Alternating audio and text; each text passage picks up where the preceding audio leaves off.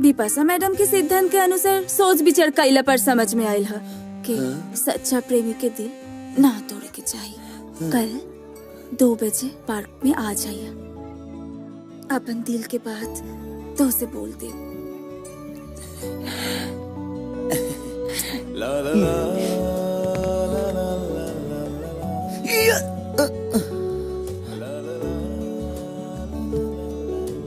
2 बजे पार्क में, याद रखिए।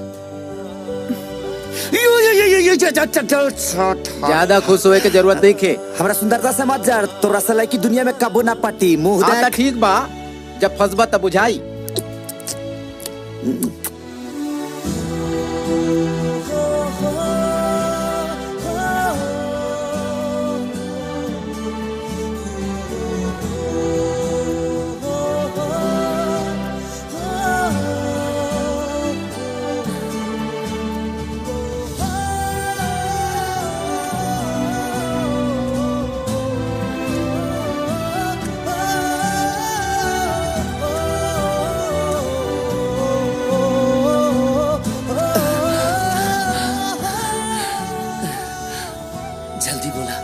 सुने खाती मन पगला गइल बा।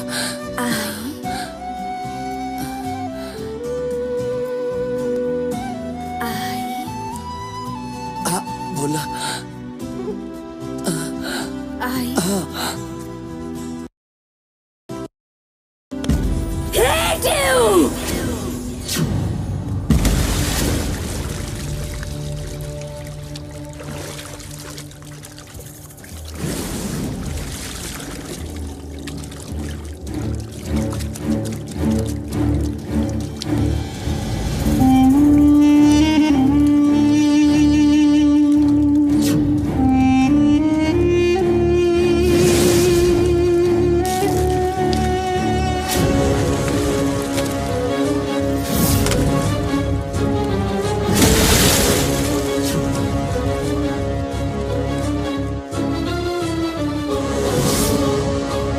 की गर्मी ठंडा हो गई होके तो माफी मांग के भाग जा, वरना ई लोग हमेशा खातिर तोहरा के ठंडा कर दी।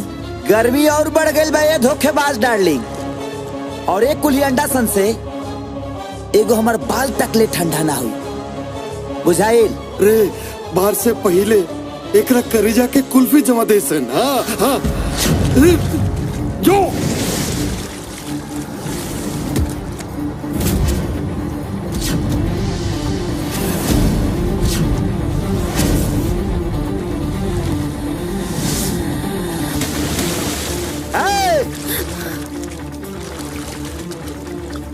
कातिल हसीना, भाग मत, आँख खोल के देख ले।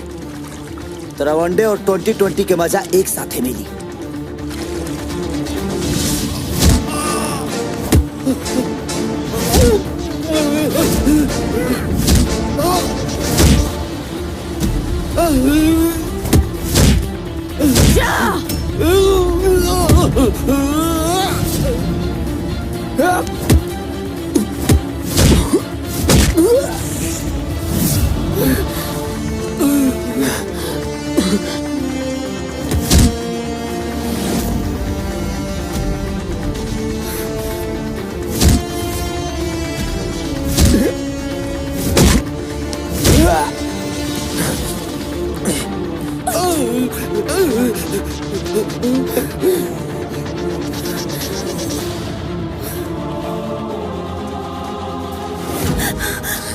मन तो करता कि पटक कर रगड़ दी कि तोरा दिमाग के मूर्छा और आ जा,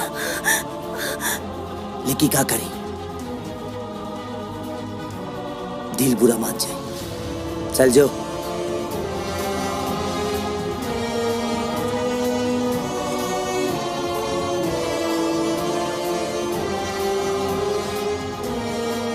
और हाँ, सोच कि जे तोरा नफरत खाती अपन जान दाव पर लगा सकीले तो तोर प्यार मिल जाई तो का करम।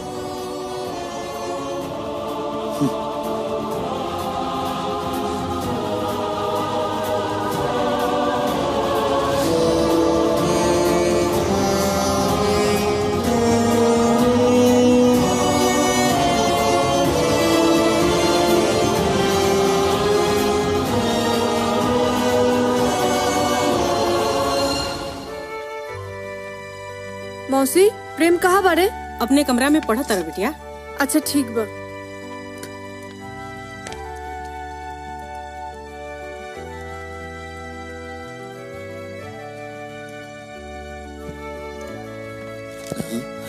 प्रेम देखो हम तोहरा ला पावर बढ़ावे वाला टॉनिक लियल बनी। अरे पम्मी, प्रेम भाई तो ऑलरेडी पावरफुल बाड़े। हमरा पर दया कर दे तू ता हमरो खाया पलट हो जाए।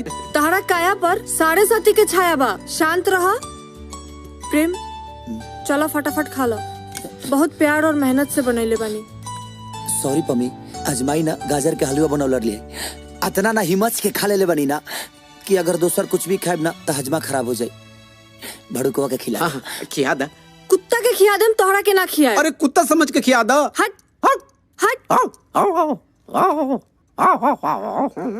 के फिर लवली जान का चपरासी भाई बिपाशा मैडम कहाँ बाड़ी? काम बोला काम का काम बा? हमरा ओरहन देवे के बाटे, हमार भांजा बिगड़ जाता। भांजा ना तू बिगड़ जाता तू। हम? हाँ। अरे मर्द तो सब जब जानते बाड़ आए तो तनी हमरे कपरेट कर ना। दिल के मामला बा, दिल के। हमार भाई नु तो बैठ के माछी मारो तार बाछी आ जाई हन। बाप रे बाप, बहुत गर्मी बाटे दादा, कुछ लौकतो नहीं है। जय भगवान। हाँ हाँ ठीक बा।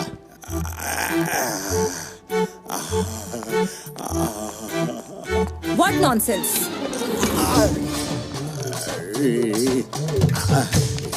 क्या कर रहे हो? क्या कर रहे हो आप? पकड़ रहा हूँ, पकड़ लिया।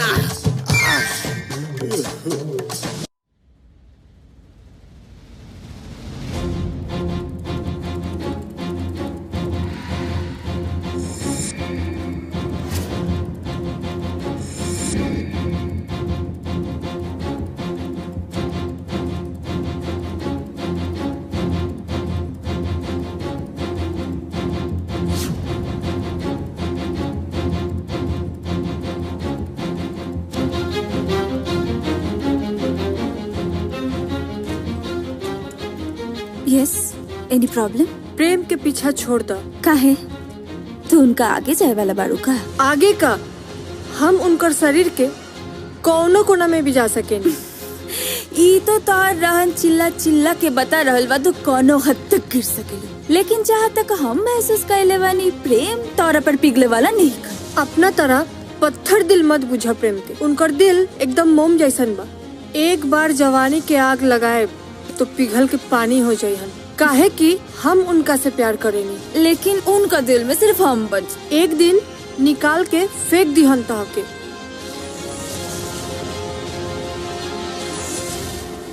एक मिनट, हम 1 मिनट में प्रेम के अपन बना ले। अगर ऐसा हो गए तो हम वादा करतनी प्रेम के हम हमेशा हमेशा ला भुला जाए।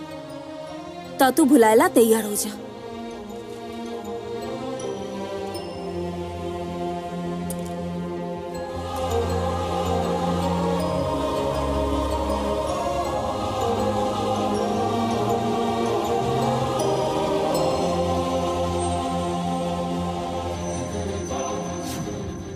I love you. I love you. I love you. I love you.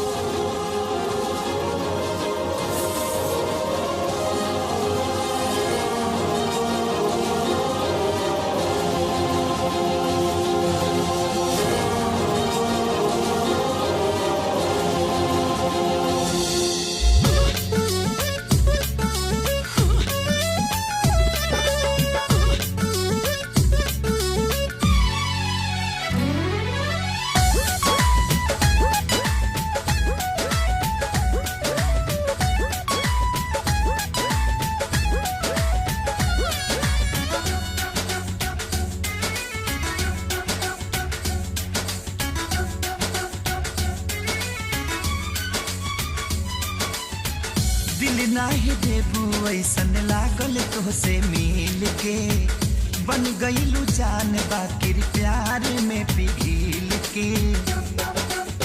हाँ हाँ हाँ दिल नाहे देबू ऐसन लागल तो से मिल के बन गईलू जान बाकिर प्यार में पिघल के मान गईनी तोहरे नवाबी के मान गईनी तोहरे नवाबी के दिल के खोल दिल ताला बिना चाबी के दिल के खोल दिल ताला बिना चाबी के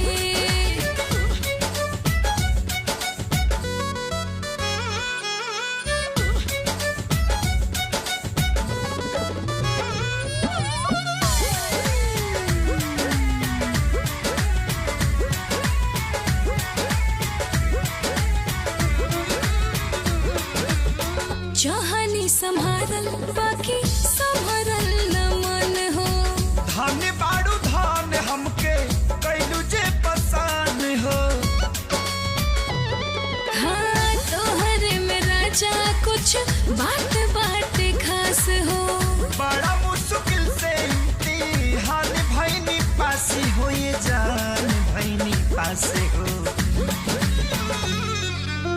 सच भइल शायरी किताबी के सच भइल शायरी किताबी के दिल के खोल दिल ताला बिना चाबी के दिल के खोल दिल ताला बिना चाबी के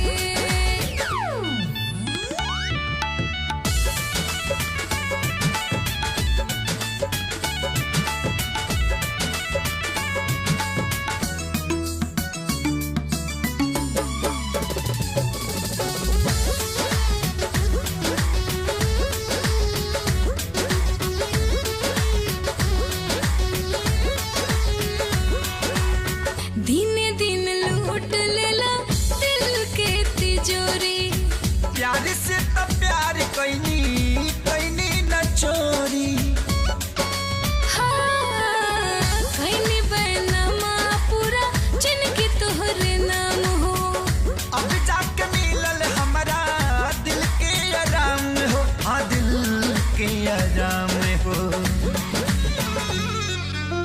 चैन लेला कोरवा में दाबी के चैन लेला कोरवा में दाबी के दिल के खोल दिल ताला बिना चाबी के दिल के खोल दिल ताला बिना चाबी के दिमाग तो तय सही लगावले भानु, लेकिन ससुरा हमरे पर फेल हो गए। शेर के नाम पे सुअर पुष्पो तो यही दशा हुई भाई। ई हार के दशा हमरा खोपड़ी में जीते का नशा भर देले बा भानु। ते गीत नियर नजर रख ओकरा पर। बस एगो ऐसन आदमी के तलाश करे के बा जेके ढाल बना के प्रेमुआ के खाल खींचल जा सके।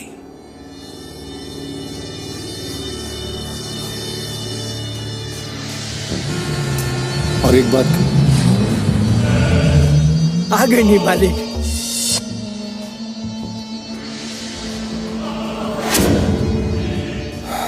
आ गई कमीना।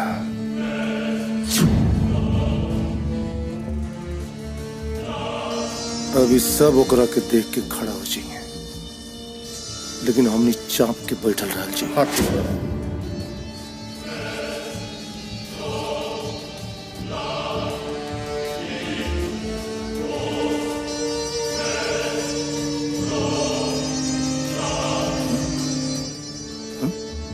तोहनी काय खड़ा हो गई रे?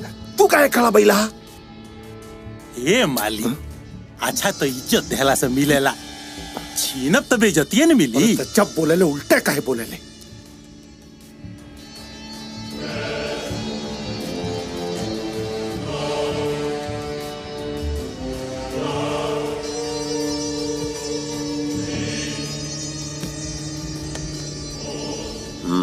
राजेश सिंह जी, जौन 100 एकड़ जमीन बा ऊपर विधायक जी कलेक्टर से याद लेके बियर के फैक्ट्री बनावे जा रहल बनी। खली जी तो अपना हिस्सा की जमीन दे दिले बानी।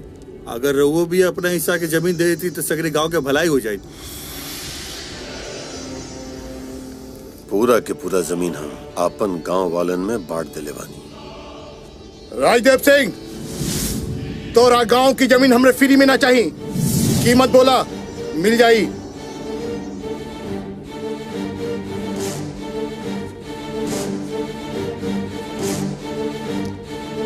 ये तो हर बेटा बन विधायक। हाँ।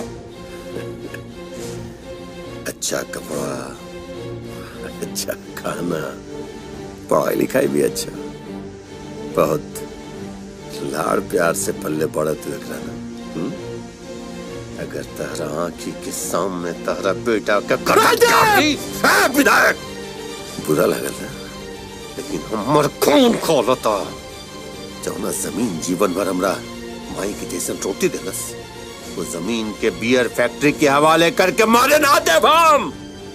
विधायक पड़े, जनता के भलाई के बारे में सोच, जनता के प्रतिनिधि बड़े, यही ले अभी ले खड़ा बड़े, न तो वोट की जगह तो लाश के कंकाल टंगल रहे।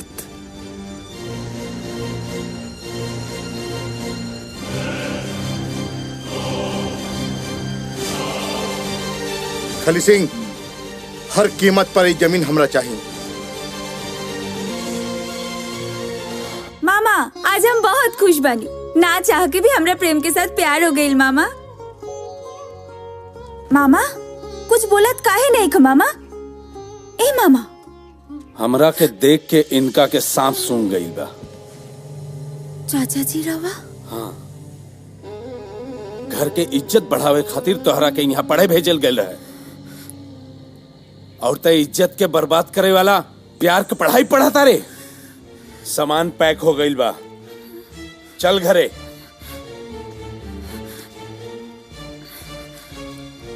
का हो जान, का हाल बा? प्रेम चाचा जी आइल बन और हमके गांव ले जाता नहीं, शायद कभी हम यहाँ ना पाई। प्रेम हमके भुला दिया। ए, बदतमीज लड़की, हमारा सामने अपना आशिक से बतिया बता रे। चाचा जी अगर ना बती होती तो प्रेम हमके ढूंढत ढूंढत अपने गांव पहुंच जाते। बहुत पागल प्रेमी बड़े। रुक, एकर पागलपन अब वहीं उतारी ले।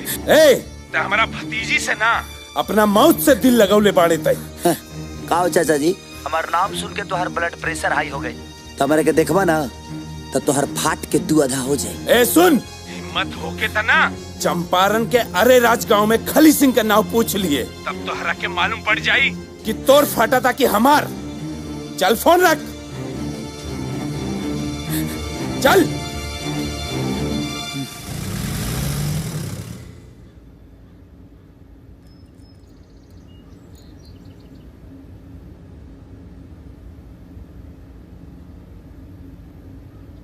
ठीक है, प्रेम के मामा हवन।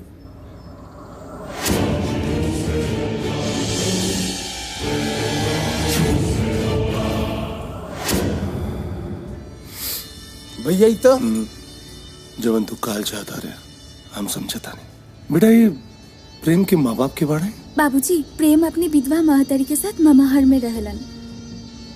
उनकर बाबूजी सर्ववासी हो चुकल बारे। बेटा हम प्रेम से मिलना चाहता नहीं। बाबूजी अभी ले तो यहाँ पहुँच गई हुई है।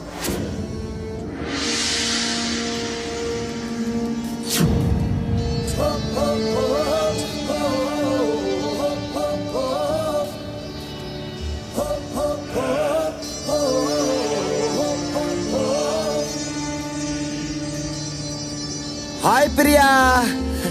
वेलकम जानू, वेलकम। बहुत जिगर वाला लिखा बा मालिक। हेलो मामा जी। प्रेम, ई हमार बाबूजी हैं और ई माई। नमस्ते ससुर जी, सासू माँ भी। और प्रेम, ई हमार चाचा जी, ओ फोन वाला। हाँ हाँ हाँ, यू आर द ग्रेट चाचा जी। बहुत बहुत धन्यवाद यहाँ के पता बतावे खातिर। आखिर वो इतना शांत काहे बानी? लकवा के मरीज है का? मजबूर बानी, बाकी पता चल जाए। मतलब बेटा कि बहुत अच्छा लड़का बाड़ा। तबे तरह और बेटी हमरा से प्यार करेली। हम प्रिया से तोहर बियाह करे खातिर तैयार बानी, लेकिन तोहरा के हमारे एक खास काम करे के पड़ी। प्रिया खातिर हम कुछ भी कर सकीले। अरे राज के मुखिया राजदेव सिंह के जाने ला? जिला जवार में पहली बार आयल बानी हम, और यहाँ के मुखिया दुखिया के हम नहीं जानत। तो जानना, राजदेव हमार सबसे बड़ दुश्मन है। 20 साल से हमारा भाई बल्ली सिंह के कैद करके रख ले बा और चेतावनी दे ले बा कि अगर हम थाना में रिपोर्ट लिखौनी या पुलिस खोजबीन कैलस तो वो हमरा भाई के जिंदा चलाती। बहुत लाचार बानी बेटा, हम डर डर के जी रहल बानी, न अपना भाई के आजाद करा पाओता नहीं और न ही राजदेव सिंह के मार पाओता नहीं। बेटा हमार बस एक इच्छा कि कैसे भी हमार बल्ली घर में आ जाए, उसके बाद हम तोहार बियाह प्रिया के साथ धूमधाम से करब, प्रिया के कसम। ससुर जी तो शादी की तैयारी शुरू कर दी। हम बल्ली चाचा के काल तक ढूंढ ले, हम खाली इतना बता दी कि वो कैद कहाँ बढ़े।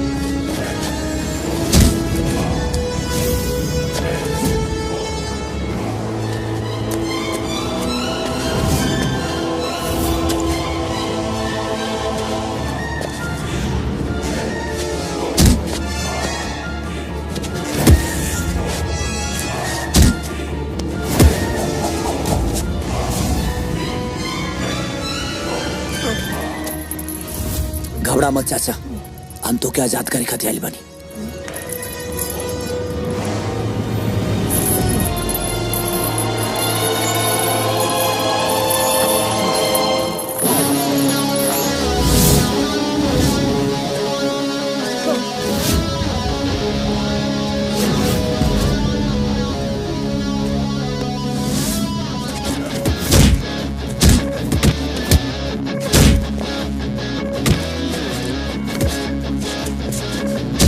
मालिक, हाँ मालिक, बल्ली के चाचा तू जा यहाँ से।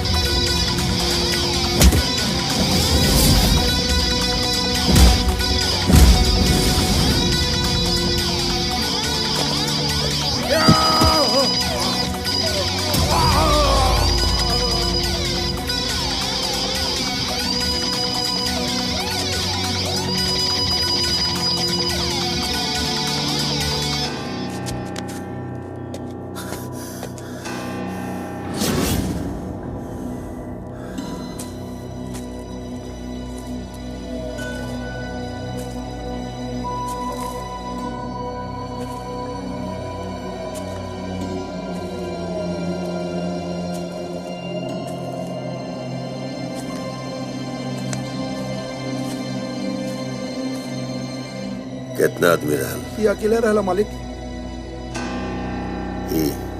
हाँ मालिक। जौना जगह पे आज ले परिंदा भी पर न मार पौलस। वो जगह पे इकलौता हमार पूरा साम्राज्य के तबाह बर्बाद करके हमरा दुश्मन के भगा के ले गई।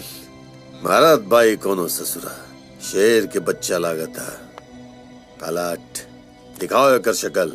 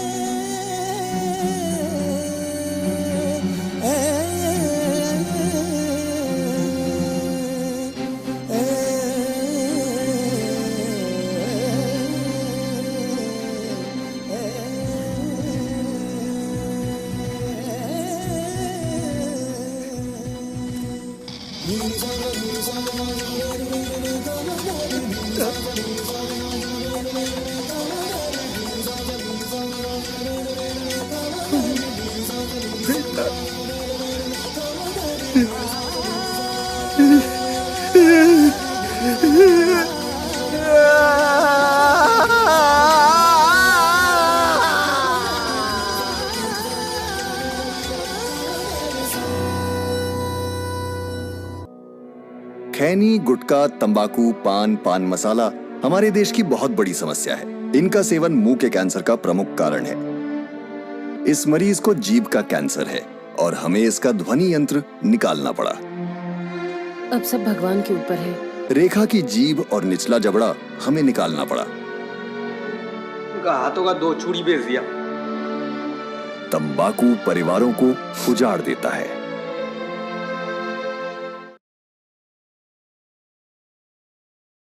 धूम्रपान स्वास्थ्य के लिए हानिकारक है। यह कैंसर का कारण बनता है। शराब पीना स्वास्थ्य के लिए हानिकारक है।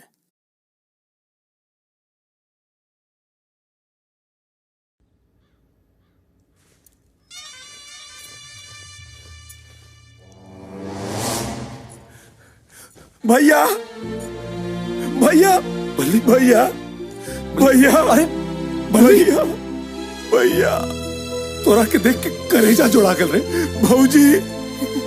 खुश रहे खूब खुश रहे। देखी तो कैसे चेहरा एकदम सुखा गए बटे। रहो आराम करी, हम कुछ खाए का बंदोबस्त करते नहीं। मुन्ना भैया हमार भाई, मुन्ना हमार भाई।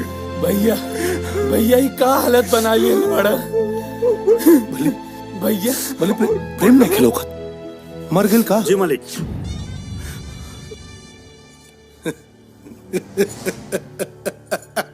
जय हो।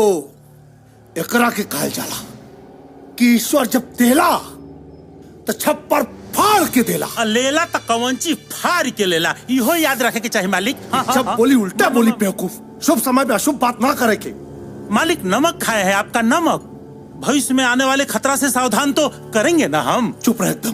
भैया वो छोड़ी, आज तक खुशी का डबल धमाका है। एक तो बल्ली भैया घरे आ गए हैं और बाप के हाथों बेटा के मौत। राजदेव अपना बेटा के मौत के गम में तड़प तड़प के मरी। प्रेम राजदेव सिंह के बेटा हुवन। हाँ वही बात हमरा के पता रहे। यही से भेजनी ओकरा के बल्ली के छुड़ावे खातिर मोहरा बना के।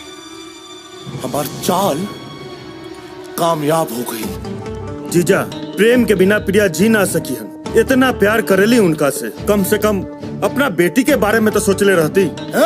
हमार काम सोचल नहीं के, सोचल काम भगवान के हा। हमार काम सिर्फ कर्म कैला और फल भोगल। बुरे काम का बुरा नतीजा। सुन भाई चाचा, सुन भतीजा। बुजुर्ग कहे हैं हम नहीं। तो बुजुर्ग के हम जो बोलो तारी ना कान खोल के सुन। सिर्फ 1 घंटा के अंदर जश्न का ऐसा इंतजाम कर कि हमार भाई हुस्न सवाब जवानी के दरिया में ऐसा डूब जाए कि सारा दुख दर्द भुला जाए। जो दूसरा के डूब देला बाबूजी वो कभी कुछ न रहे पवला। जकरा मौत की जश्न तू मनावल चाहता ना ओकरा से मौत भी डरेला। प्रेम आदमी ना फौलाद हवन। मर्द के औलाद हवन। वो पीठ पर ना सीना पर बाढ़ करेला। उनका बाजू की ताकत हम देख ले वन। हमरा पूरा विश्वास बा जब ले हमार दिल धड़कत रहे तब ले ये काल में भी इतना हिम्मत नहीं के प्रेम की छू देस। उनका खून की गर्मी हम महसूस कर ले वानी। तू शौक से मना वजह से।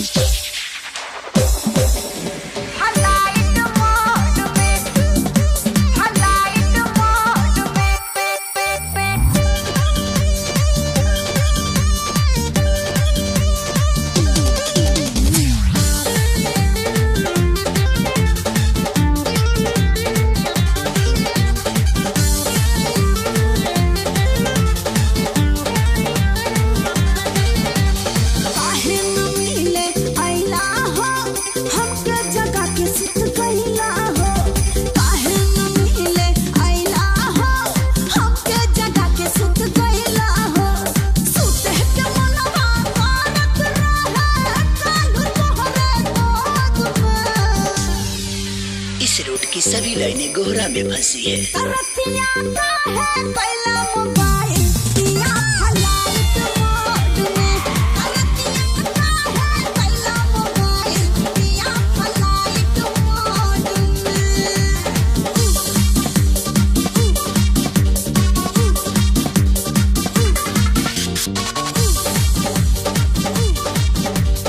मोहन के फोन कर दे।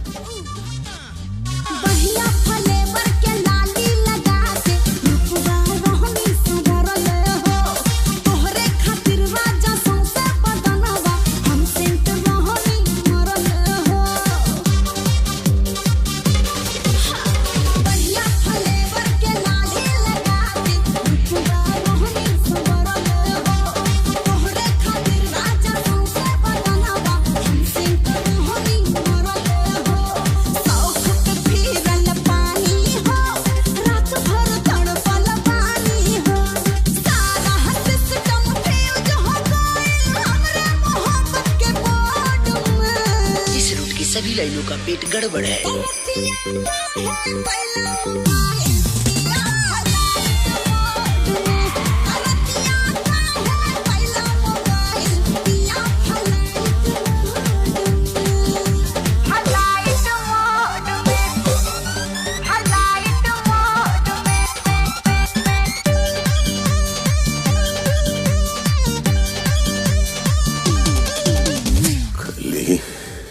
हमर बेटा बच गए देता, उम्र बढ़ जाए और कुछ हो गए तोरा घर में घुस के तोरा जिंदा जरा दे।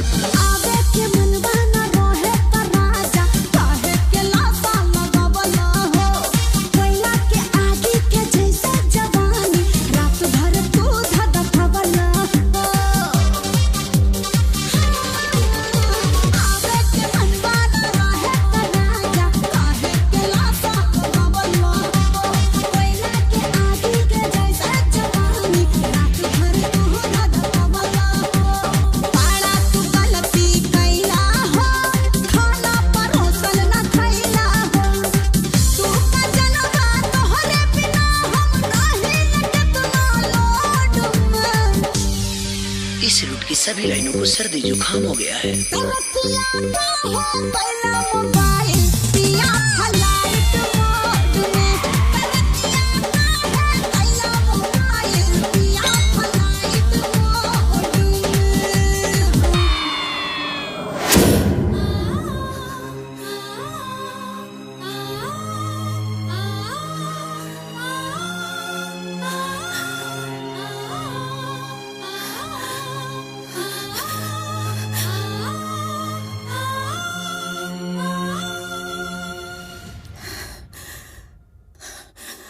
रउआ मत सोचा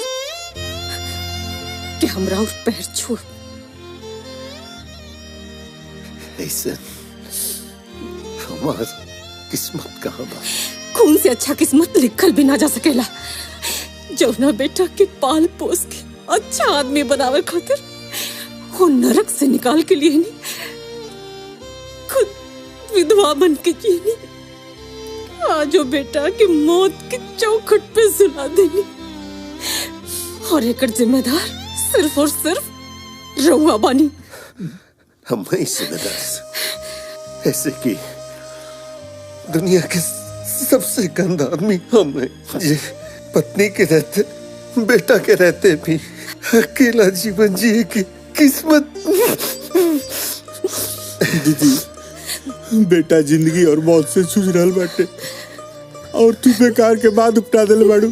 जीजा जी, प्रेम कहाँ बा जीजा जी? अब बेटा से मिलो। जय हो काली मैया, हमार पहलवान एकदम ठीक बाटे।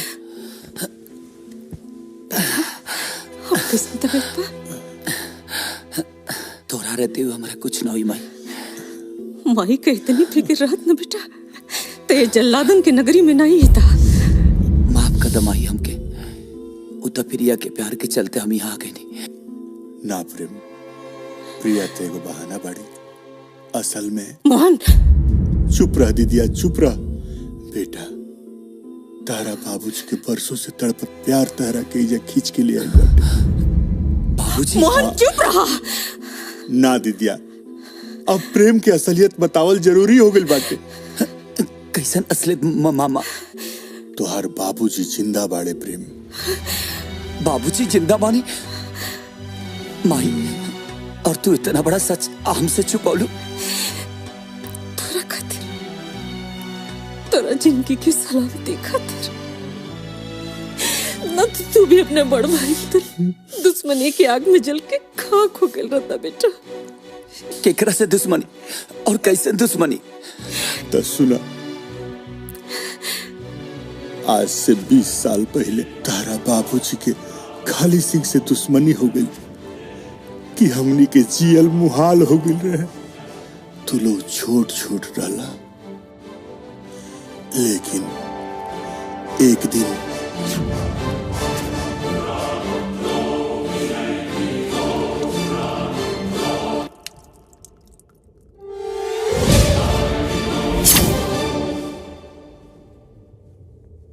अगर अभी चाही न खाली तो पूरा शरीर के छेद छेद करके रखती, लेकिन तू इतना किस्मत वाला नहीं के जे हमरा हाथ से मरबे। थूक के अमृत समझ के चाट ले। शैतान से इंसान और मौका से मरद बन जेबे।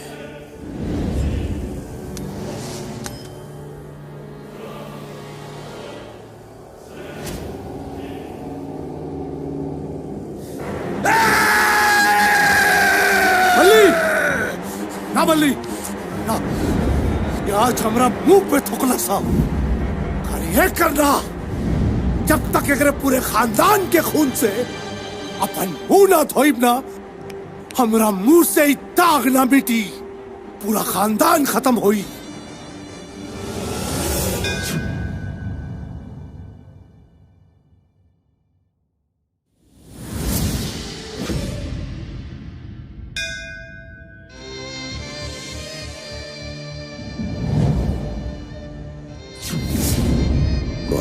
हाँ जीजा जी।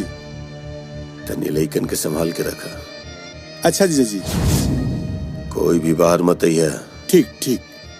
हमरा कुछ गड़बड़ लौकता। ठीक बा।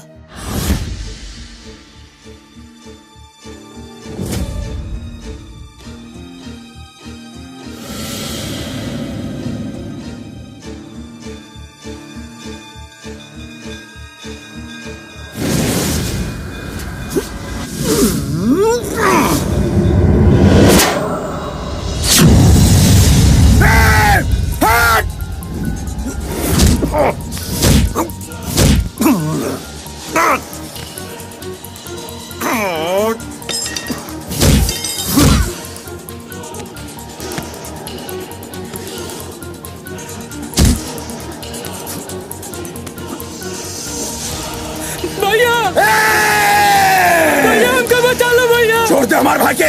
भैया छोड़ दे। अरे ना तो नरेटी कर दे। भैया भैया ना भैया हमको बचा लो भैया। बहादुर रुक जा दे। छोड़ दे हमारे भाई के, ना तो हर बेटा के हम घेरा कर दे। छोड़ दे कमीना के, छोड़ दे बेटा के हमरा बचा ली। अरे तोरा से तो हर मेहरारू समझदार बिया। हम कहता नहीं छोड़ हमारे भाई के। छोड़ बेटा के छोड़। तू जितना हमरा के बेवकूफ समझता रे उतना हम होई ना। हम कहता नहीं आखिरी बार छोड़ दे। छोड़ दे ना छोड़। मुन्ना तू भाग जा, तू भाग जा। हट हट।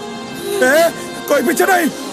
फेंक चाकू, फेंक ना तुम।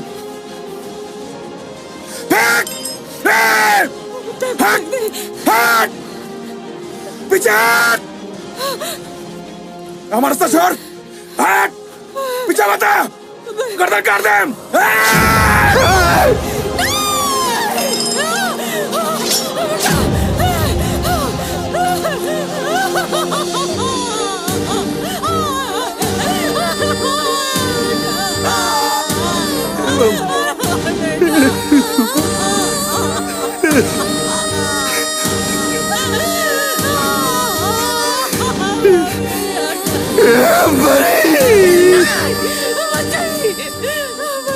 प्रेम के रास्ते में सबर बेटा के बदले वो मोटी मोटी नोचले नहीं रुक जाए बहुत कायरे की समझात बंद करी मार काट हमरा से अभी खून करावा नहीं के बर्दाश्त हो हमरा बेटा के बदला रवा का बेटा के मारा फिर ओकर भाईया के हमरा छोटका बेटा के मार दे बस बहुत हो गल बंद करी सब बेटा को चुकल मारी जी दूसर बेटा नहीं के कोल चाहत काम करे यहाँ से चली गाँव में एक पल ना हम रुकम न रुआ के रुके दे चले यहाँ से संभव नहीं है राजदेवी संभव नहीं। अगर हम गाँव छोड़ के चल गए नहीं तो खाली गाँव वालन की जिया आराम कर दी हमें गाँव वालन की छोड़ के नहीं जा सका तुम्हें गाँव वालन की छोड़ के बीवी बच्चा से बढ़ के ये गाँव वाला तोरा खातिर प्यारा हुआ प्यारा बा कहे कि हम गाँव के सबसे बड़ा मानी पूरा गाँव वाले के खातिर हमें उम्मीद आखिरी सारा और अन्नपूर्णा भी हमें मानी अभी गाँव वाले के छोड़ के नहीं की जा सका ठीक बा मत जाइए आप हमरा के बेसहारा करके ये गाँव वालन के सहारा बन के गाँव में रही लेकिन एक बात हमार गांठ बांध के सुन ली आज के बाद हमारी बेटा तोरा खातिर मर गई नहीं जा और रउआ हमरा खातिर मोहन हाँ दीदी चला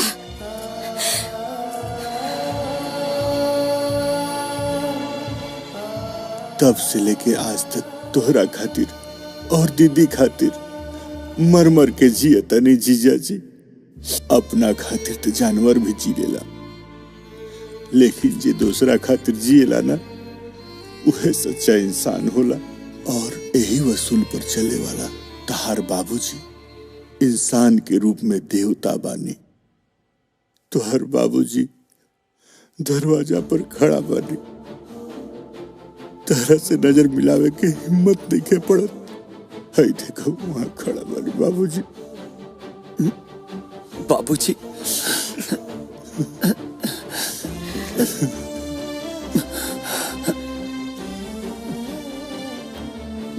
बाबूजी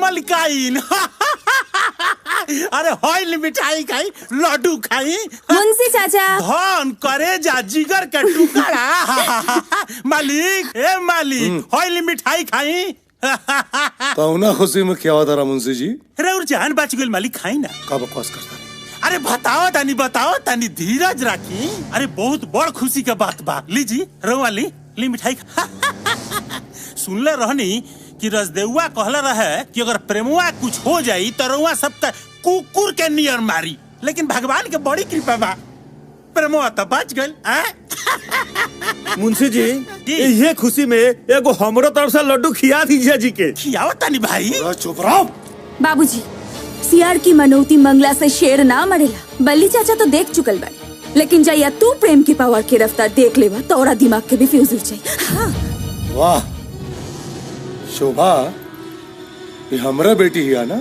रहो रहिया तब भी इतना आग उगलती है सुन ले नहीं बेटा बेटी ना हमेशा माँ बाबू से चार को ढेरे लिखने लासन फिर दिमाग में टेंशन घुस गई ए मालिक है मिठाई धो दे तनी ठंडा तेल लेके आवो तनी चुप बकचोदर मार मार के तोहरा के दिमाग ठंडा कर दे प्रिया बेटी धन करे जा टुकड़ा के ने बाड़ू अजय रहने आवो आहा अरे हमार बात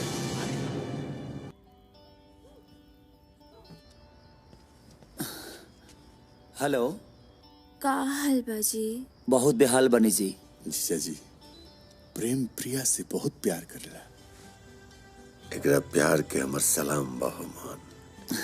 एकरा प्यार के वजह से ही हमर बेटा और हमर पत्नी हमरा पास बिया। लेकिन जीजा जी प्रिया खली सिंह के बेटी हिया और हम ई नहीं की चाहत कि आपसी दुश्मनी में दोनों के प्यार टूट जाओ। अरे पगला टूटी ना बल्कि और प्यार चिवटी।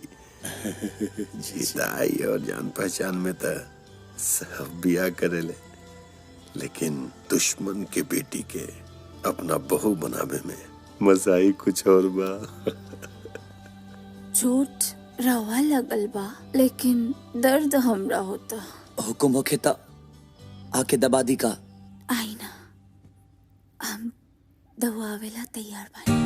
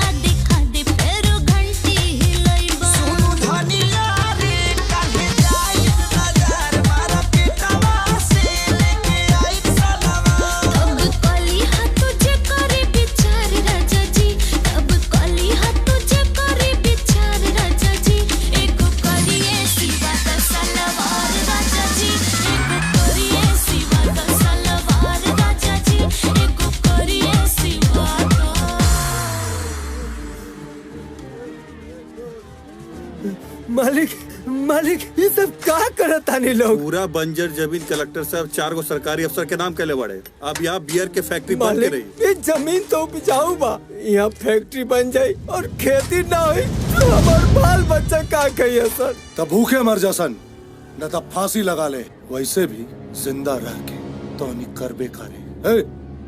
भगाओ भिखारियन की यार।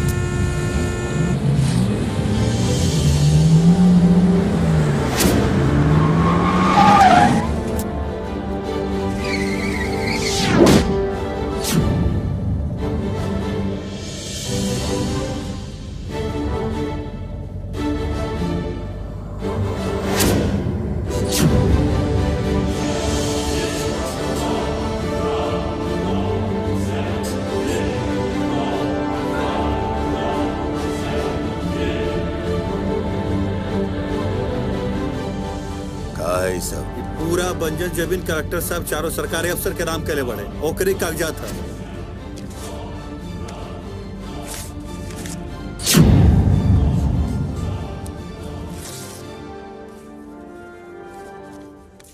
राजदेव पेपर फाड़ला से कोनो फायदा नहीं के।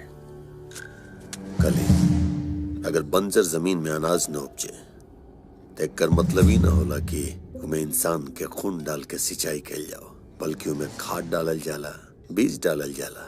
का चाहता है तू लोग कि तू लोग के हड्डी के यूरिया डाई बना के ये बंजर जमीन में डाल के खेती करी कि तू लोग जाइबे यहाँ से? ए राजदेव विधायक के डरलो से कोनो बात ना बनी। एकनी के डरवलो से का हुई? ज्यादा से ज्यादा इनन के बुखार हो जाए। अगर दम बाना तो हमनी के आदमी इनके डरवा के दिखाओ। हमरा के मालूम रहे कि ये गांव वालन का हाथ सर तोरा के सलाम करे खातिर उठेला। यही से बाहर से आदमी बुलोले जौन तोरे बेटा का दुश्मन बाड़े। जब सब हमार बेटा के दुश्मन बाड़े एकरा से लड़ाई भी हम बेटे के।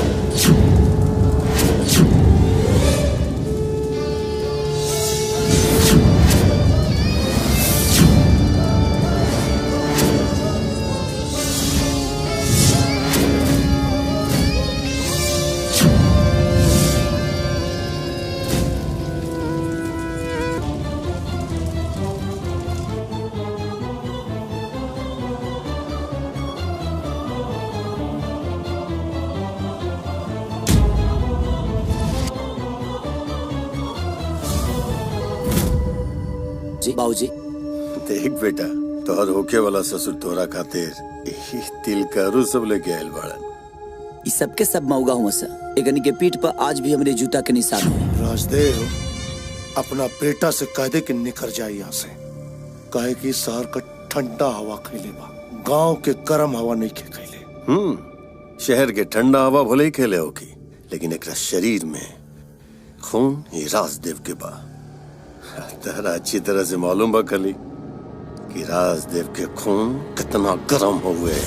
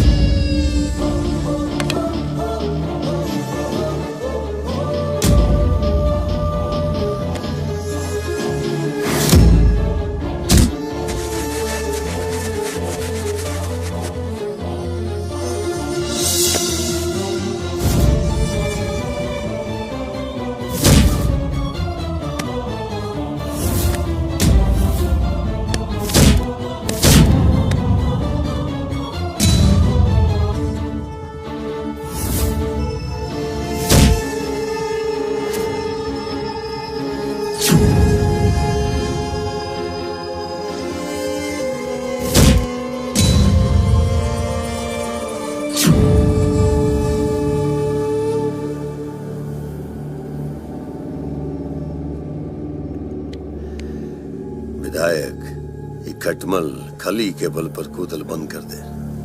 आई जमीन के भूल जो वरना कुर्सी ते रही, लेकिन ऊपर बैठे खातिर तो जिंदा ना बचबे। चल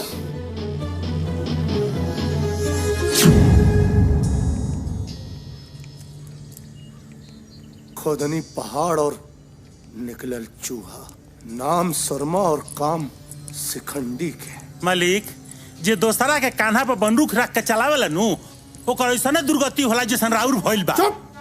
जब बोली उल्टे जरला पे फोरन मत डाल ना तो मुंह फोड़ा जाई। जीजा जब जीते के उम्मीद ना लौके ना तो हार मान ले में भलाई बा। मुंशी चाचा धन करे जा बेटा, आओ आओ आओ। हमार प्रेम पुजारी जी से भेंट भइला? बढ़िया से, खूब बढ़िया से। कैसन बानी? एकदम सुपरमैन के तरह। सुरमा ग्रुप के मारी मारी के खुरमा निकाल देने हैं। दाना दोन दाना दोन दाना दोन दाना दोन, यही से तो मालिक के कपार झंझनाता। माई ठंडा तेल बाबूजी के कपारे पर छाट दो। बेटा यहाँ हाँ जी बाबूजी। बेटा ढेर खुश भइला का जरूरत नहीं है, काहे कि तोहार ब्याह प्रेम से ना मुजफ्फरपुर में रहे वाला हमार दोस्त नारायण के बेटा गोवर्धन से हुई। वाह, गोबर के धन से हमार शादी, नो प्रॉब्लम बाबूजी, हम तैयार बानी। चाचू मुबारक हो, हम दुल्हन बनने वाला बनी। माई तो सास बनने वाला बड़ी और हम दुल्हन बनने वाला बनी। एकर ब्याह प्रेम से तो ना हो कहते बा। रउआ पिया के बाप है, ऐसे कसाई वाला काम तो मत करिए। कसाई वाला काम का करता नहीं हम। जीजा चुप, राउर फैसला बिल्कुल गलत बा। अच्छा निकला यहाँ से, हमारी आँख के सामने से भाई बहन हटा हटा दो जन। जोन मन करे तोन करी। हाँ करब, जवन मन में आई तवन करब। हे मालिक, हई नया पैतरा तो हमरा एकदम नहीं के बुझात। अरे अकल के दुश्मन, बुद्धि लगाओ। जब वो प्रेमुआ के पता चली कि हम प्रिया का ब्याह के और से तके दिले बानी, भागत पर आता। जैसे ही ऐजा आई काट के सलाद बना दे। वाह भैया, एकदम सही निशाना लगावले बड़ा। बाबूजी कब आई है गोबर के धन? आई है बेटा, काल है आई है। प्रिया प्रिया हो बाजा बाजेगा, कदुआ नाचेगा। Priya my darling my sweetheart my baby why are you? बनो तेरा दूल्हा हजारी, बनो तेरा दूल्हा। अरे इके है गधनिया चुप रहते? चुप रहा। Excuse me, I am not गधा। Very good afternoon everybody. International भिखारी बुझाता। Shut up. Oh uncle. अरे गोवर्धन। टाचिंग प्रणाम करते हैं, बाकी लोगों को मिला जुलाकर हिला डुलाकर प्रणाम झोंकतानी आंखें, क्योंकि आएगी बारात, बजेगी सहनाई, खेदुआ नाचेगा, खेदुआ नाचेगा। हई खेदुआ कौन ब्रांड के कुकुर का नाम है जी? Shut up! I am not कुत्ता, okay? That is my pet name. मेरा राशि का नाम है खेदुआ। देखा कितना बढ़िया अंग्रेजी बोला था। अरे खेदुआ के यही अंग्रेजी पे तो हम दीवाना हो गए बानी। ए मालिक, ये अंग्रेजवा से राउर बियाह होई कि प्रिया बेटी के? Shut up! Okay? Priya Priya, oh my God, Priya uncle, Priya किधर है? ऊपर अपना कमरा में बाड़ी। तो मैं इधर के अंडे छिल रहे हैं। अरे जा जा जा। अंकल। ठीक है बेटा। Okay, excuse me, my darling, my sweetheart, my baby, I am coming. Priya Priya, oh my darling, Priya, oh my darling, Kedua is coming, my darling, my sweetheart, my baby.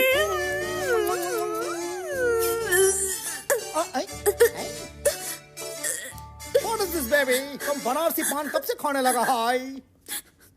नानी, कौन है? ब्लड? हमरा ब्लड कैंसर का बीमारी बा। Oh my God! यही से हम कैंसर वाला को लड़का से प्यार करेंगे। बहुत कम दिन का मेहमान बनी गोबर। Oh my God! God, तुम बहुत गड़बड़ आदमी है। तुम हमारा मोहब्बत का गाड़ी जैसे पटरी पर पहुंचता हमको धक्का मार के गिरा देता है। I hate you, God! हम कब तक रुआ बैठा रहेंगे? Don't worry dear, हम ऊपर जाके भगवान से यही कर कि तू एकदम हीरोइन जैसे लड़के देस। बस तू हमारा अंतिम इच्छा पूरा कर दो। My darling, बिल्कुल करो darling, my sweetheart, my baby। लोग कहता है हमारा दिल दरिया है, बाकी सब कुछ समुंदर है, तो हम तुम्हारा मांग पूरी करेगा 21 मिनट।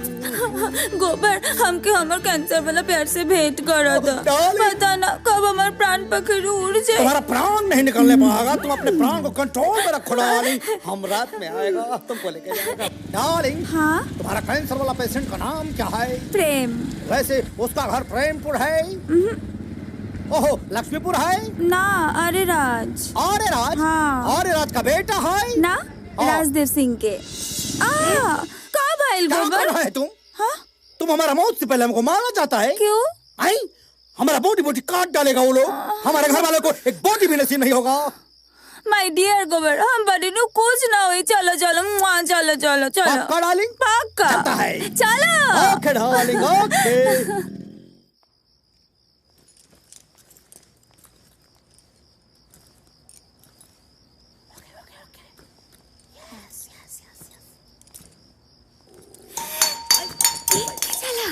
लौकत नहीं के का? इधर बॉडी को लाखवा मार दिया है, तुमको देख लो गला उगता है। डार्लिंग, ये कैंसर पेशेंट इतना अंधेरे में काहे को रहता है? ओके ओके मैनेज करता है।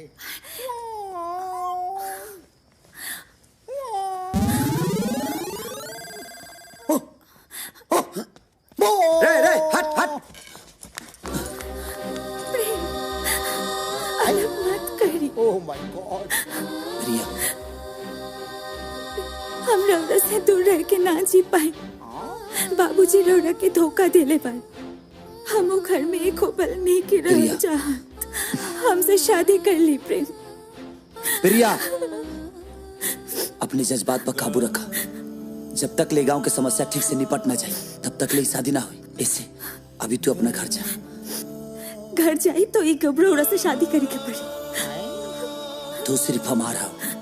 अगर तोहरा से केहू शादी करे के सोची भी ना तो कर गर्दन काट दे। ए सुन। नमस्ते। केंगा भाव कतले है?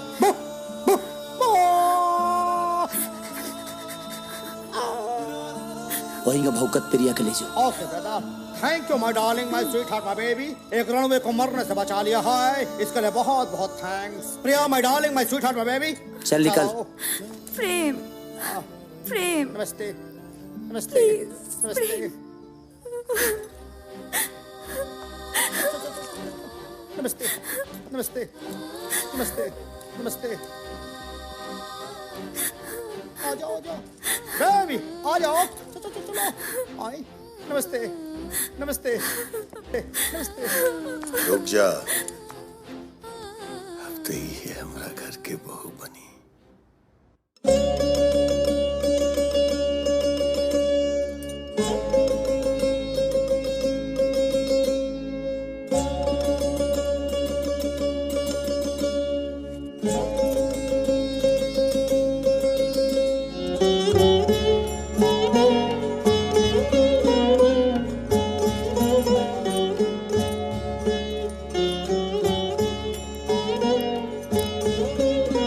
ला बिटिया, सगरी घर में दिखावा।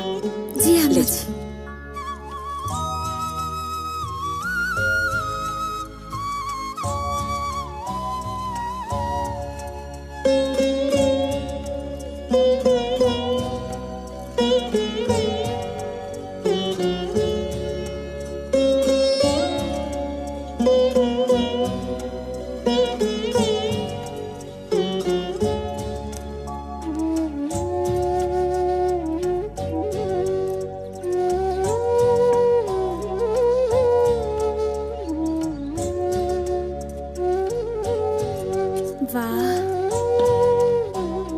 बुझाता रात भर खेत कोड़ले बाड़ी। ओ तारे सुतल बाड़ी। हम के देखते तो इनके करंट मारती। ओहो, 8 दिन दे के वोल्टेज कम करी के पड़ी।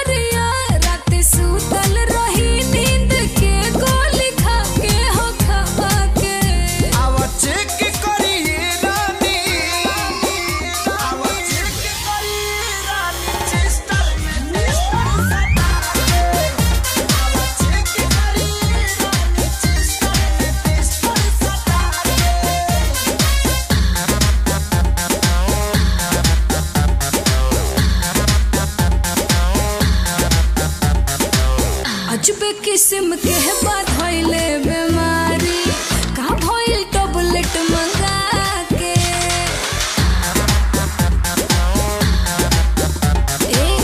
अजब किस्म के बात होइले बीमारी का भइल टैबलेट मंगा के। तनिको छुआ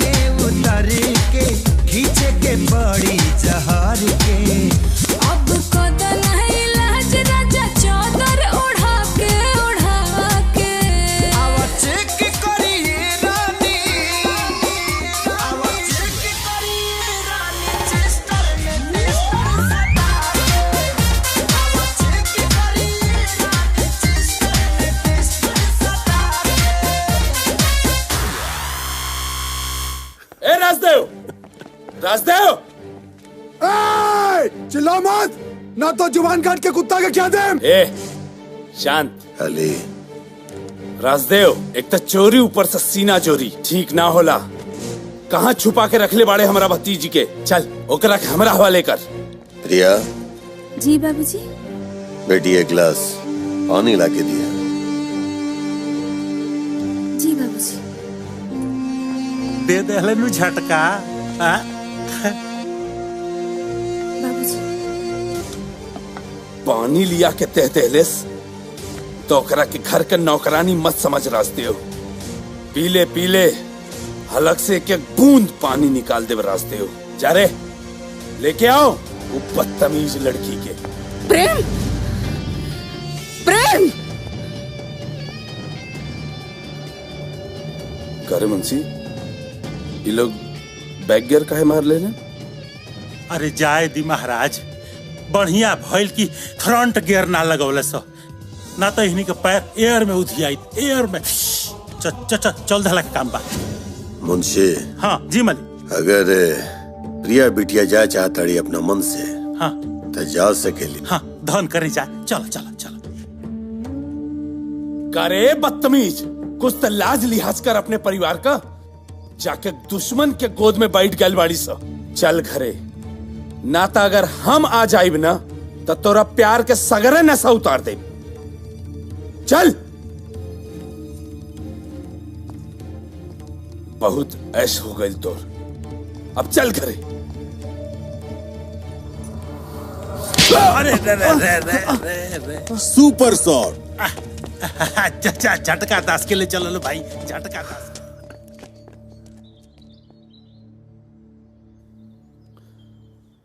बड़ा सीना तान के गौवन जिंदा गोश बन के आ गईलन। अरे तो शुक्र मनाओ कि एक तबड़ा मरली है प्रिया बेटी। अरे झटका दास के धर ले।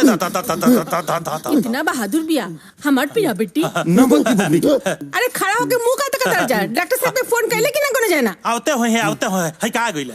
बिना फोन के डॉक्टर मटुक लाल ना ही लेला ना मिलेला। आई डॉक्टर आई। आई तनी देखी ना देवर जी के का हो गल बटे। तनी इलाज कर दी जल्दी से। केकरा के बचाई, देवर के मालिक के? ये दोनों जने एक एक कल्पत आत्मा के बात करता लोग। ओ ऐसी तो हमारी फीस निकाली। हाँ हाँ बाद में ले लिया, बाद में। तो हम बाद में आई। अरे आदमी हवो कि डॉक्टर हवो कि बॉयल हवो? अरे देखो बच्चे उम्मीद बाकी ना देखो। गाल पे पंजा के निशान बा। कोनो पार्टी के प्रचार कैले बा कहा? ना इकुल हमार बेटी प्रिया के कहल तनी इलाज जल्दी से कर दी। बस समझ गई नी।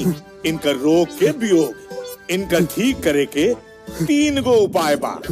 पहला, गदही के दूध 1 हफ्ता इनके पियावे के पड़ी। ई ना हो कि दूसर का बताई। दूसर का करीब 24 घंटा इनके उल्टा लटका के रखे के पड़ी। अरे मालिक है तो हमनी का उल्टा लटका दी है। उजबुक नियर बतियावत रहे। तीसर का बताओ। तीसर का जैसे लोहा लोहा के काटेला वैसे थप्पड़ थप्पड़ के काटी। अरे हमरा नहीं इनके मारी। हाँ तो कहो कि केकरा के मारा के बा।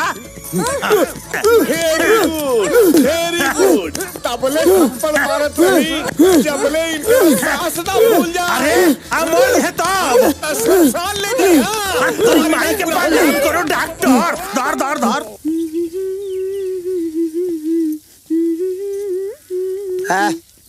हम तोरा के घरे जाके कहनी है तो तेजी डेरा जमा दिली है। बाबूजी भाई का सोचिलो रे? माय डियर सैया जी, उ लोग तो हमके अपन बहू मान देले बा। खाली रवा अंडरस्टैंड सोचतन। हम का सोचतनी बताई? और तनी कस के धरी हम बतावतनी।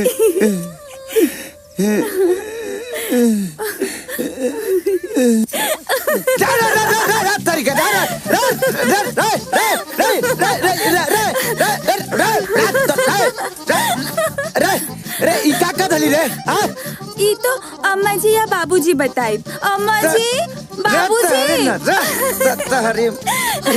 बिटिया ई का हाल बनले बड़ू? हम ना राउर बेटा बनैले बनी। प्रेम ना माई झूठ बोलती है। बाबूजी पहले ये बताई हम होतनी है। अरे राम। अरे ना रे बिटिया, तू साक्षात लड़की बाड़ू, हमर बिटिया बाड़ू।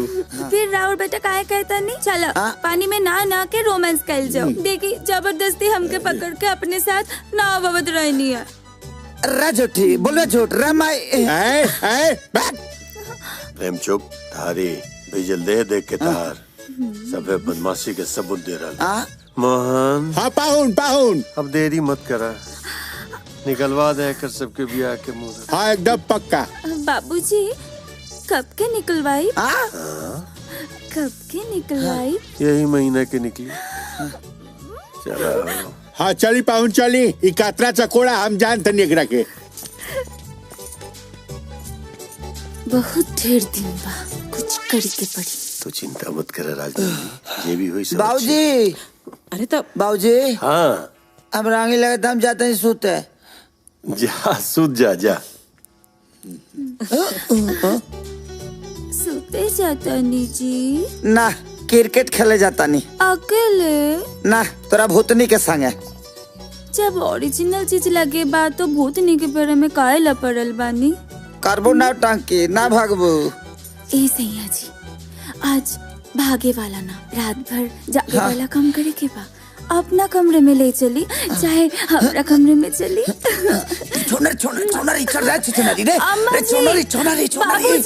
अरे बेशरम तनी शरम तक कर। सब बेशरम हो गइल बानी। हमके कहता नहीं हमारे साथ सूते थे। बिना शादी भइले हम यहाँ के साथ कैसे सूते सके? बाबूजी झूठ के खानदान से बिलोंग करती है, झूठ बोलती है। हम ही सब झूठ बोल। हाँ जितना जल्दी हो सके शादी के तारीख निकलवाओ। हाँ जीजू। बाबूजी हाँ ई महीने में कब तक के? 25 तारीख बेटा। अभी बहुत दिन बा, टाइट करी के पड़ी।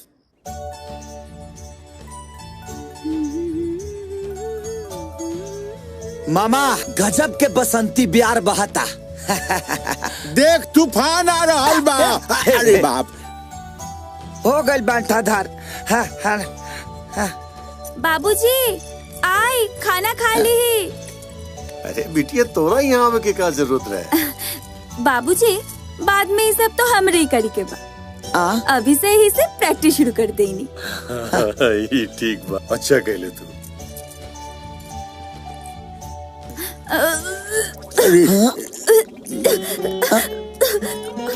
बाबूजी देखी तने मुनी घाम का लागल लाए के टोटा पोटा फेंक देलस। हे बेटा देखा तेरा तबीयत ठीक नहीं लागत। तू थोड़ा बैठ जा ओकरा बाद तू घरे चल जिया। बेटा बाबूजी ये तबीयत खराब होके वाला उल्टी ना हो। रवा दादा बनने वाले बनी। मामा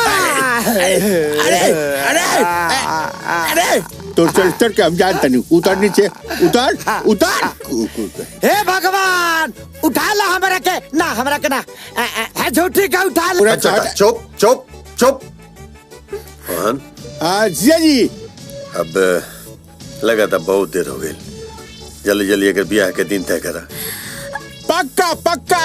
बाबूजी कब के निकलवाए? नहीं निकली बेटा बस 1 हफ्ता के भीतर के निकली। रे तारी माई के पर्रा कर रे।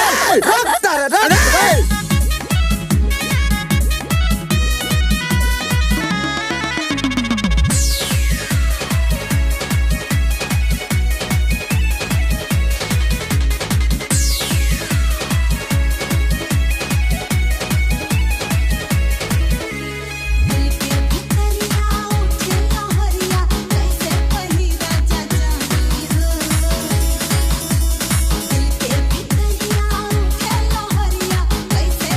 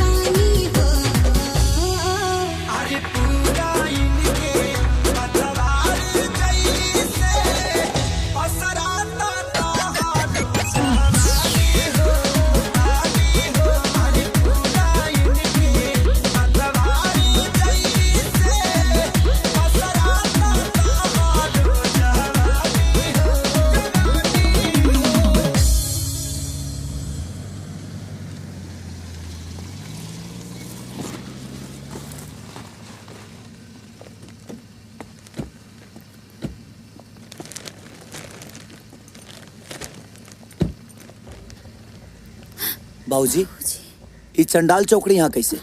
एकरा हम बुलोले बानी। राजदेव खड़ा बारे कौनो बोरा ओरा बिछा दा बैठेला।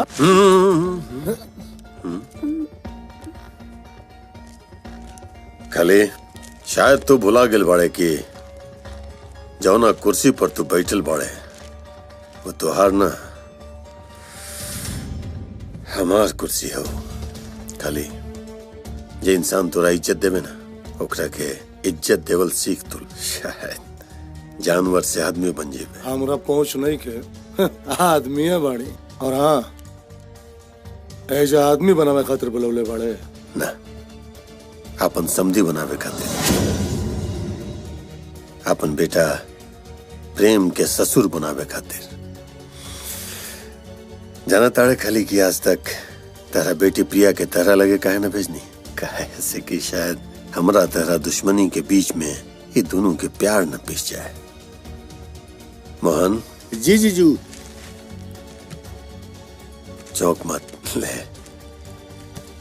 सब दुश्मनी भुला के आ जाइए अपना बेटी प्रिया और अपन दामाद प्रेम के आशीर्वाद देवे।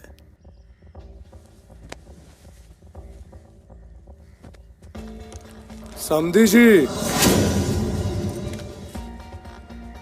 ब्याह 20 तारीख के बाना समधी जी। मतलब? राजदेव हम हो इंसान बने, एक बेटी के बाप पत्थर दिल के तो पिघला देला।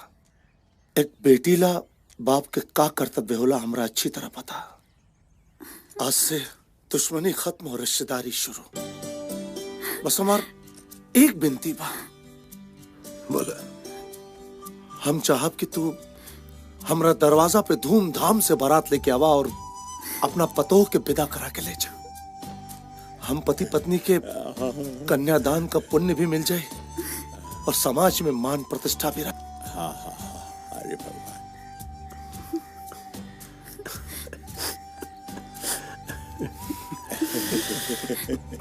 प्रिया बेटी। जी बाबूजी। यहाँ आवा। जा अपना बाबूजी के साथ। अरे सोचो मत, हम बारात लेके आए, अपन पुतोहिया के डोली में बिठा के लेके आए। चला जा। आजा बेटा।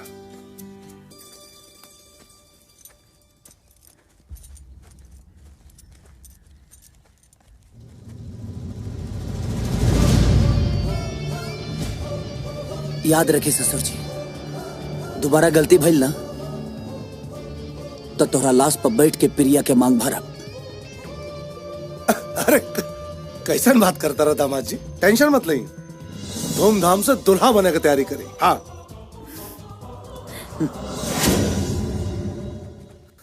चला बेटी।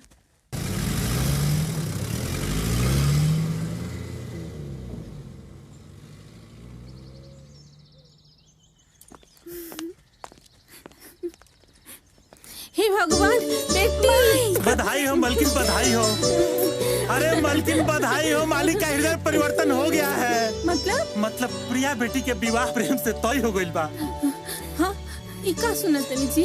हाँ, अपना लाडली के भीतर ले जा और शादी की तैयारी जरूर करब, काहे ना करब, धूमधाम से करब। भैया बकवास। राजदेव की तरह मुंशी भी हमरा ड्रामा की हकीकत मान लेलस। घर के इज्जत घर आ गई बहादुर, और अब ऐसा व्यवस्था करे के बा कि वो प्रेमवा शादी के ना अपना माई बाप के चिता के फेरा ली। राजदेव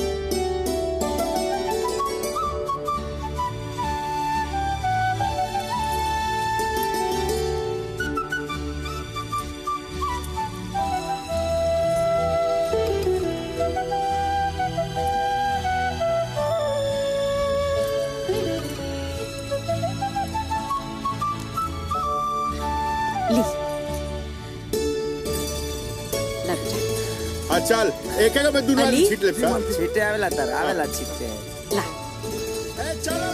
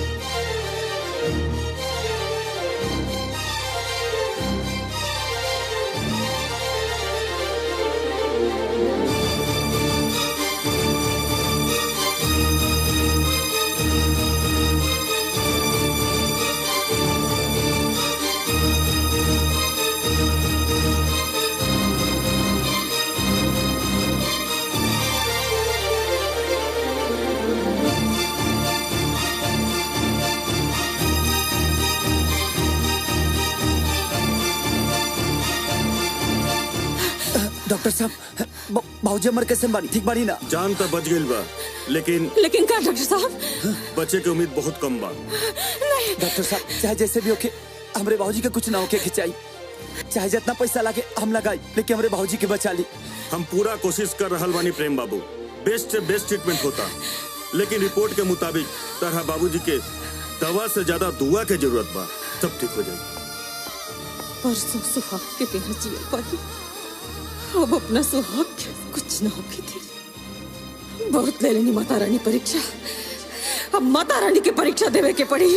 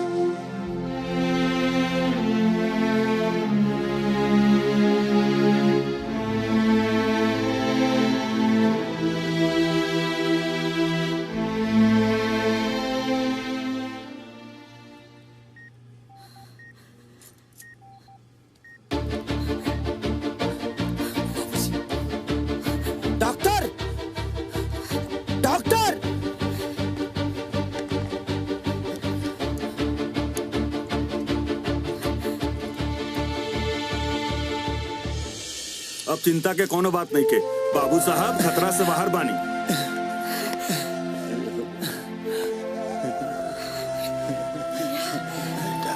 बाबूजी, बाबूजी, खलिया पर फैसला बदलने बस।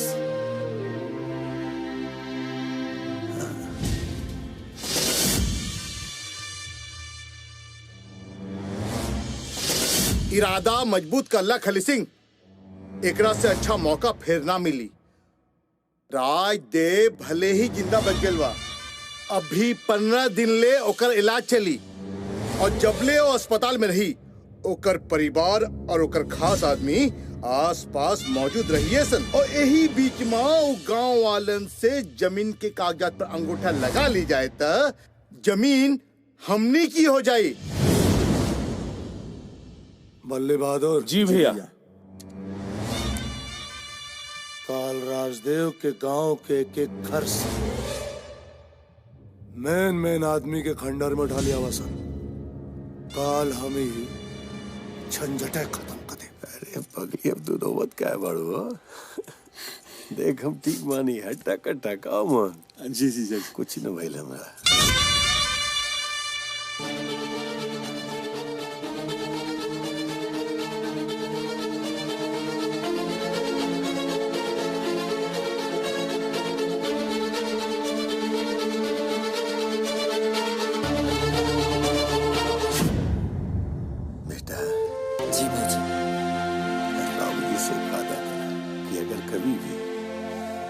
कुछ हो गए तो ये गाँव और गाँव वालन के साथ कभी न छोड़।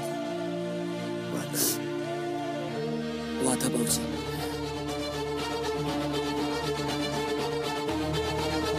विधायक के गली के गुंडा जबरदस्ती जमीन के कागजात पर अंगूठा लगाए खातिर गाँव वालन के खंडर पर उठा के ले जाता सर। हम किसी तरह जान बचा के भागे नहीं है मालिक।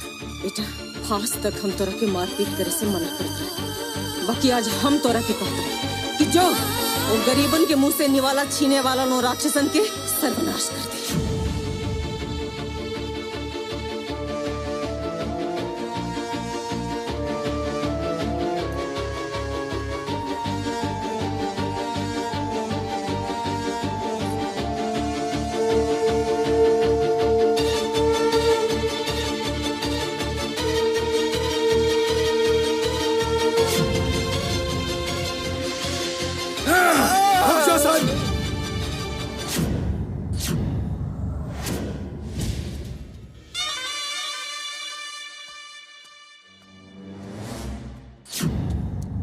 अब एकने के होश ठिकाने आ गए लोग। अरे एक बात हमारा अच्छी तरह समझ ले, अगर जिंदा रह चाहता रसन तो चुपचाप जमीन के कागज पे अंगूठा लगा दसन, नहीं तो मरला के बाद ना जिंदा चराए। ना लगाए मौटा तोहनी के जितना फड़फड़ाए के बाद फड़फड़ा लसन, तोहनी के जीता जाने के समय आ गए। क्या चढ़ी भे? क्या चढ़ी भे? चल अंगूठा लगा। ऊंचा रही तोरा घर के दामाद बन के तोरा खानदान के इज्जत पर चढ़े वाला बा। चल अंगूठा लगा, अंगूठा लगा, अंगूठा लगा, अंगूठा लगा, अंगूठा लगा।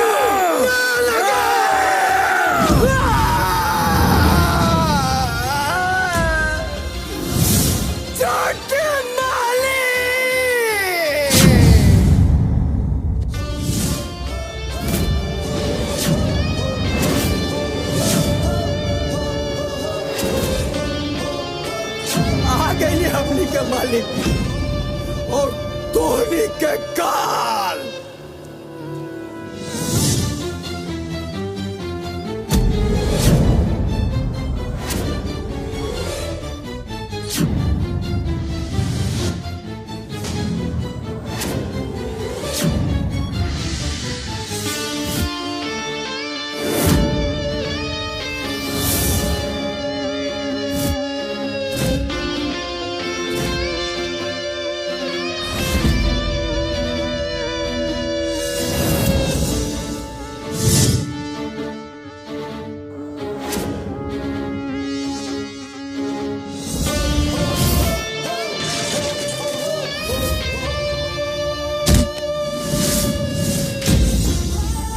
जिंदगी बताने की कोशिश कैला सा, लेकिन कुछ न उखाड़ पावला सा, लेकिन मरे खाती अच्छा जगह ढूंढ ले बड़ा सा।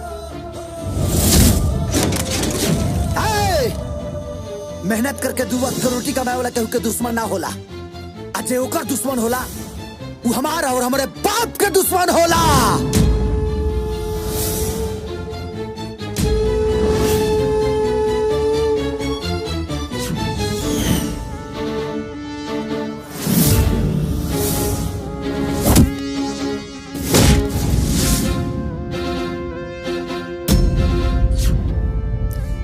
के गरीब दुखिया के मुखिया बनाता रे? हाँ, जौना गरीब को वजह से अमीर बन के बैठल बड़े, आज वही गरीब के इज्जत किस करा?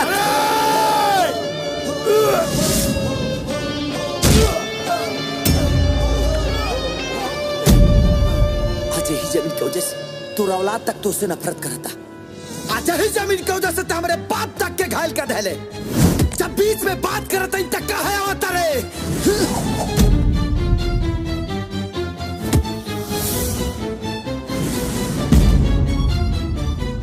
जब झगड़ा तकरार से कश्मीर के मुद्दा ना सुलझल, तते का जमीन लेके ऊपर जाइबे। जब कहा तानी कि बीच में बात करता इन तब मत आओ, समझ में नहीं क्या बात?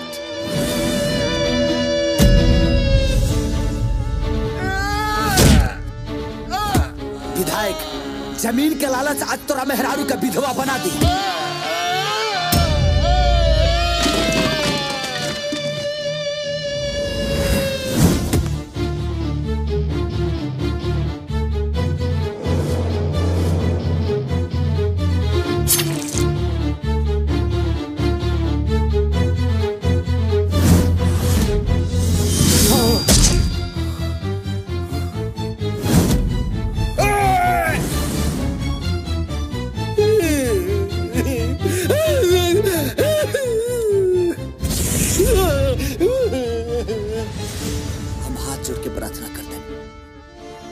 शांति से रहना और शांति से रहा। हम वही चाहता नहीं और ये गांव वालन भी ये चाहता रे और हमारे बाबूजी भी ये चाहता रे। अगर ऐसा ना भइल ना तो एकर अंजाम बहुत बुरा हो। ए प्रेम, शायद ये बेवकूफ ना जानत रहल ई चंपारण बा। यहाँ जीते जी कौन औरत अपने सोहा के हरण ना होके देला। ससुर जी, धोखा देहल तो हर फितरत बा, लेकिन जिए के मौका देहल हमरे खून में बा। बाप के ना रहला के गप हमरा से बेहतर केहू लिखे जानत और हम ही नहीं चाहत कि हमरे मेहरारू के सर से बाप के साया उठ जा। अरे तारे खून हिया ना, लेकिन एकरा खून में कितना सच्चाई बा। ये गरीबन के सता के धोखे का मिली तो के का लगता कि तू जमीन लेके बहुत कुछ कर लेबा। अरे चीता जलावे खाती 2 गज जमीन काफी बा इंसान के, तो तू 100 एकड़ जमीन लेके का करबा? लात कला जाइबा। अगर तो कैसा लागत तो हमरे जीते जी नहीं खे हो सकत। ये गाँव वाला से हमके छोड़ता, अगर मारा ही के बाना तो हमके मारता। अगर हमरा मर गईला से तो के जमीन मिल जाता और इस झगड़ा के जड़ खत्म हो जाता ना, तो मार दे हमके। मार मार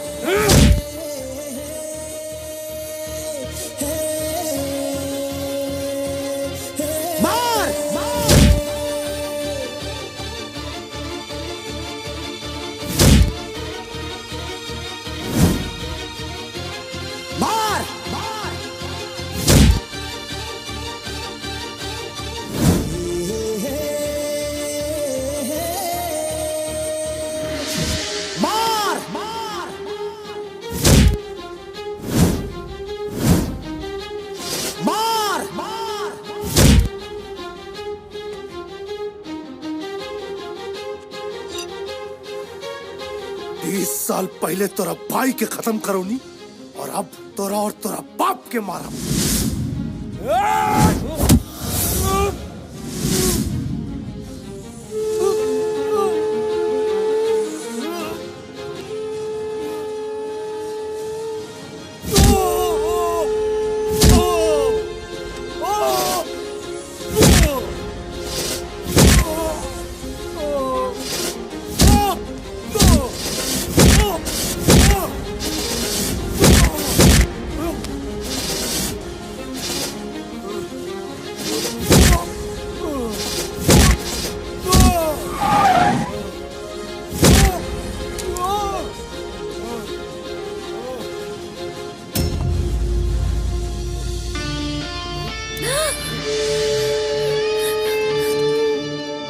रुक जा बेटा, माफ कर दे खली। तो हर जिंदगी जितना जलील रहे, हम तो सोचते रहे कि मौत तो और उतना ही जिल्लत के साथ हो। बेटा के तोरा जीवन दान दे करके ये अपन बाप के शान, जिला चंपारण के सम्मान और समस्त भोजपुरियन के मान बढ़ा देलस। तो हमारे चाहता है मार मार काली, अब तो मौत के भी खुशी खुशी गले लगा ले, मार। ना रास्ते हम तो जानने के लिए अच्छा हम तोरा बेटा के अपना और चाहता नहीं रास्ते हो। बस एक विनती बाकी, हमरा बिटिया के अपना घर का पतो बनाला, शायद हमार कुछ पाप धुल जाए। हमार बिटिया के अपना ला बेटी, पैर छू के आशीर्वाद ला दीदिया। कितना अच्छा। भगवान तो हमेशा खुश रखे। आजा दोस्त, अब तो गले लग जा। समझी हो गए ले तू। अब शैतानी ना। Dear come here. अब चला हमनियो के अपन काम धंधा कइल जाब। अरे कहाँ दामाद जी? ससुर जी अब हमनी के मत रोकी, न त नाना बने के सपना भुला जाए। Hello incoming. हम यही नहीं रह जाए का, हम जीवन भर अड़ुए रहा का, हम कहीं जा लोग सिनेमा खत्म हो गई।